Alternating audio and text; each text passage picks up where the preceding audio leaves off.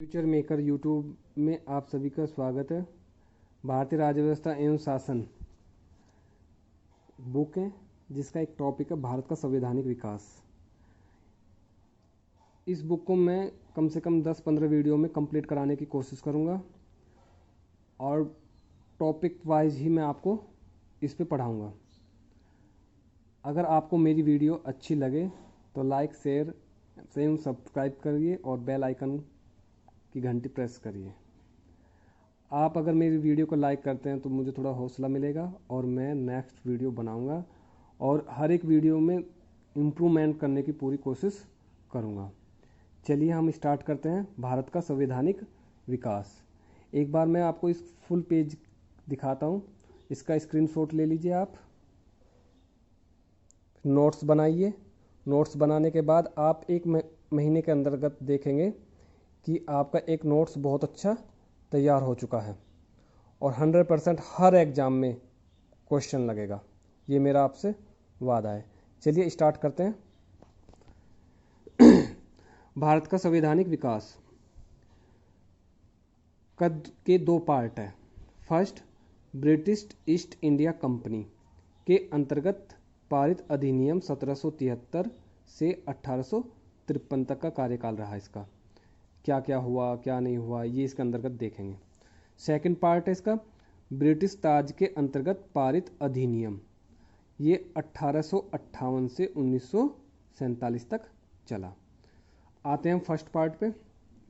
Company के अंतर्गत पारित अधिनियम, क्या क्या अधिनियम बने, क्या क्या कानून बने वो देखते हैं। 1773 के रेगुलेटिंग एक्ट जहाँ से स्टार्ट हुआ है, तो ये माने एक टॉपिक स्टार्ट हो गया, तब तक कोई दूसरा स्टार्ट नहीं आएगा स्टार, तब तक वो इस कंटेंट जो इसी टॉपिक का रहेगा। इसके साथ ही जैसे कोई पॉइंट आता है वो मैंने डैश दे दिया है, वो सब उसी के अंतर्गत है। अब आप देखिए क्या है। 1773 के रेगुलेटिंग एक्ट के द्वारा बंगाल के गवर्नर को बंगाल का गवर्नर जनरल पद बना दिया गया। अब यहाँ से क्वेश्चन क्या बनेगा आपके एग्जाम में, बंगाल के गवर्नर को किस एक्ट के तहत बंगाल का गवर्नर जनरल बनाया गया? तो किस एक्ट के तहत? 1773 के रेगुलेटिंग एक्ट के तहत। हाँ, एक बात और, जैसे ही मेरा कोई टॉपिक ख़त्म होगा, जैसे भारत का संवैधानिक विकास चल रहा है और ये टॉपिक ख़त्म होता है, उसके बाद मैं प्रैक्टिस क्वेश्चन दूंगा इसी तरीके से, और उस पर आप देखना कि इसी टॉपिक से क्वेश्चन रिलेटेड होंगे। आप 100% आंसर करोगे उसको।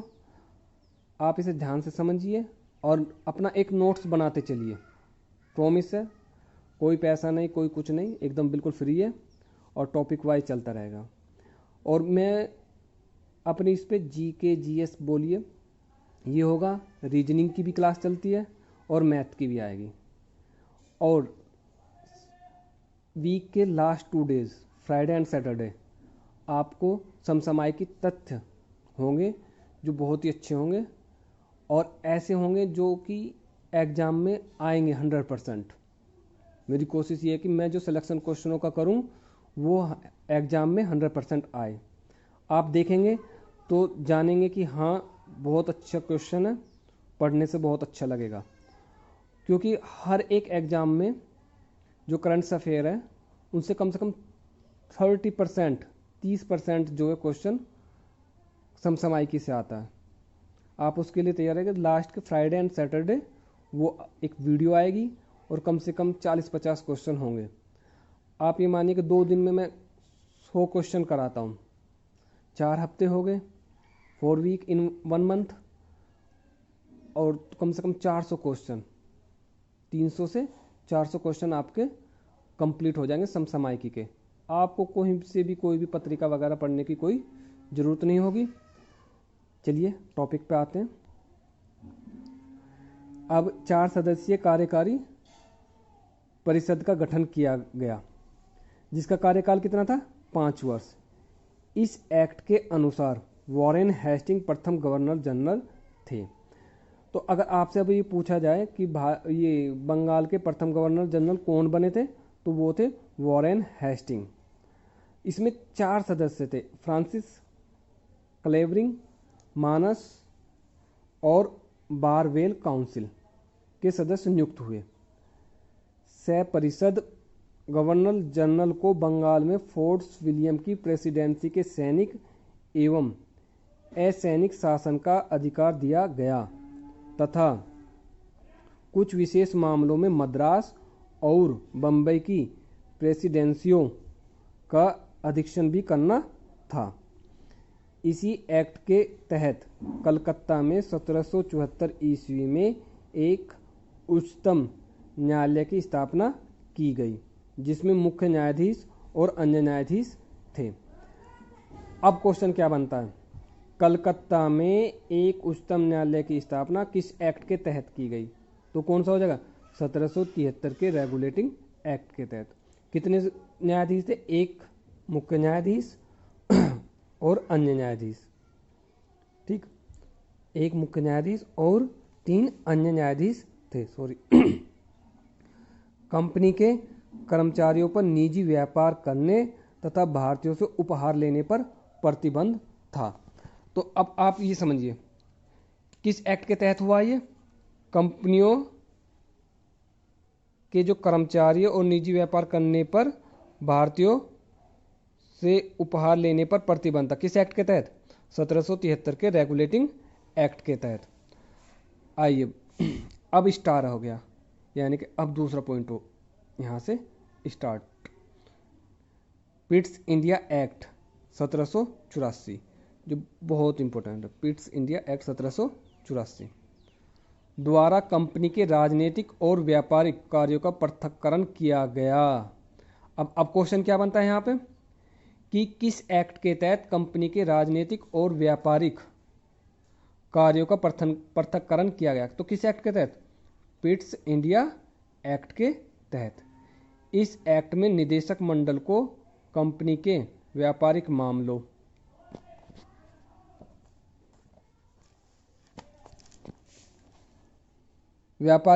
के अधीक्षण की अनुमति दी गई। अधीक्षण का मतलब समझ रहे हो? जांच पड़ताल करने की दी गई, परंतु राजनीतिक मामलों के प्रबंधन के लिए नियंत्रण बोर्ड का गठन किया गया। किसके लिए? परंतु राजनीतिक मामलों के प्रबंधन के लिए बोर्ड का गठन किया गया। अब दूसरा वाला स्टार्ट हो गया टॉपिक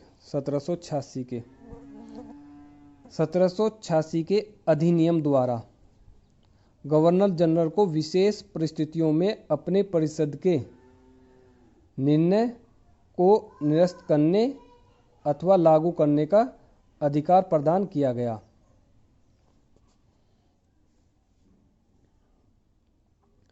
गवर्नर जनरल को प्रधान सेनापति की शक्ति भी प्रदान की गई। ये दोनों अधिकार सर्वप्रथम लॉर्ड कॉर्नवालिस ने प्राप्त किया।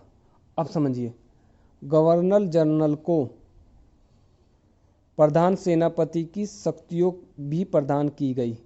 ये दोनों अधिकार प्राप्त करने वाला गवर्नर जनरल कौन था? Lord Cornwallis.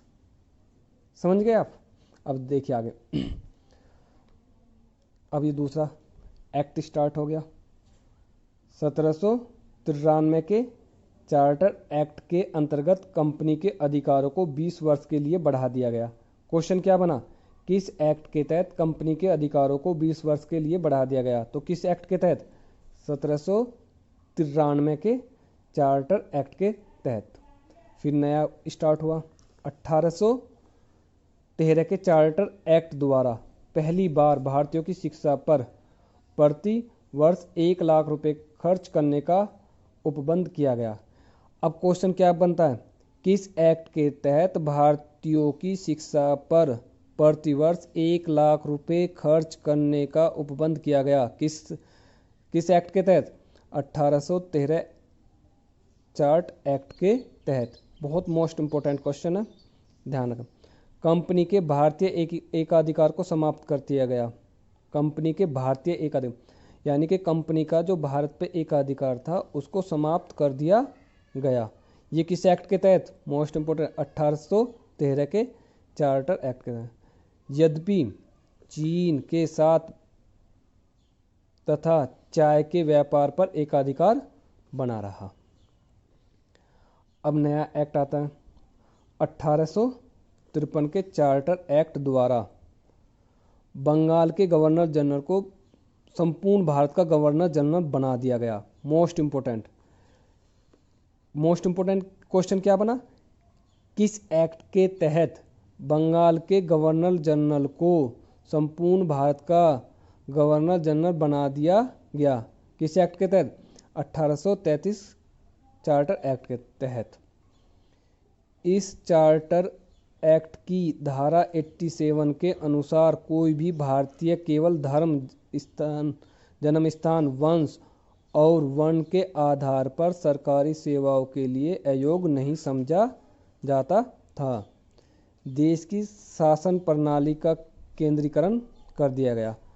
मोस्ट इम्पोर्टेंट, देश की शासन प्रणाली का केंद्रीकरण किस एक्ट के तहत किया गया? 1833 चार्टर एक्ट के तहत। Most important, Lord William Bentinck Bharat के प्रथम गवर्नर जनरल थे। Very very important, Lord William Bentinck Bharat के प्रथम गवर्नर जनरल थे। आज की वीडियो में बस इतना ही। अगर आपको मेरी वीडियो पसंद आए तो लाइक, शेयर एवं सब्सक्राइब करें और बेल आइकन का घंटी प्रेस करें। धन्यवाद। प्लीज़ सब्सक्राइब करिएगा।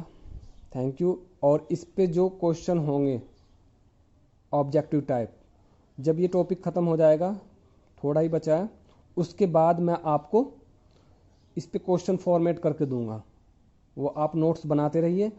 विश्वास मानिए 1 मंथ में आपका भारतीय राज्य व्यवस्था एवं शासन का एक नोट्स होगा, बहुत ही अच्छे वाला, जो आपके हर एग्जाम में काम आएगा। देखिए, स्क्रीनशॉट ले लीजिए आप इसका। Thank you. अगर इसका नहीं लिया तो आप इसका भी ले लीजिए।